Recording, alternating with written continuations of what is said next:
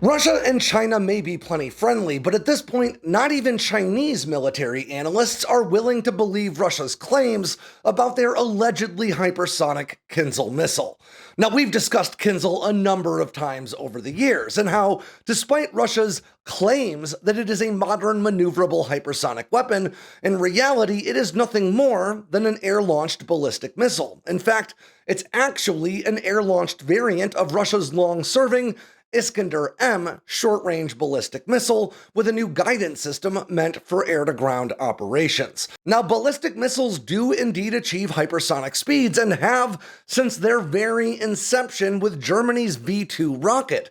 What differentiates modern hypersonic weapons from ballistic missiles is a modern hypersonic missile's ability to maneuver at speed in order to make them exceedingly difficult to intercept.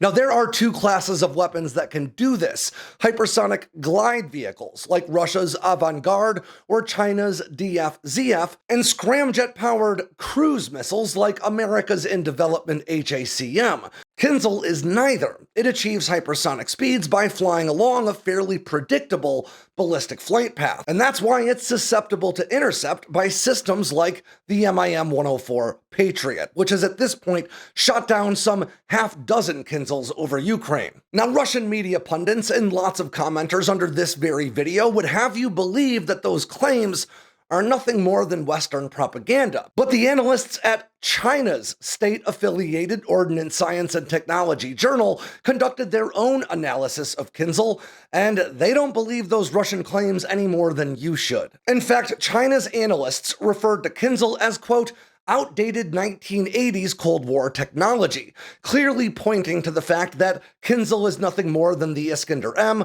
which started development back in 1988. They went on to point out that anyone who claims Kinzhal can operate like a hypersonic glide vehicle is obviously mistaken, saying again, and I quote, its ability to perform long-distance gliding in the atmosphere falls short.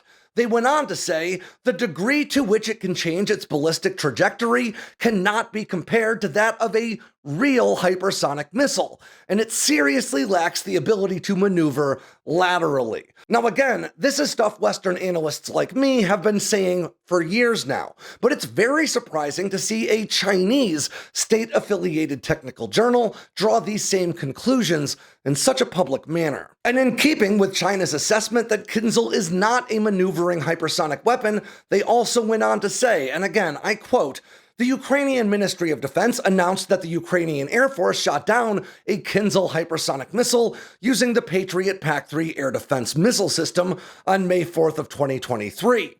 There is more and more evidence showing that what the US and Ukraine say on this matter is true. Now again, we're not talking about analysis published by a Western pundit or NATO ally. We're talking about analysis published by a Chinese state-affiliated journal. And it would seem that Russia's poor performance in Ukraine is so undeniable at this point that even Russian strategic partners can't help but call it out. But of course, for those who have built their entire identities on defending Russian military equipment in the comments on social media, not even Chinese assessments will do. But for the rest of us out there, it's important to understand that it is conclusive at this point that Kinzhal is more hype than hypersonic.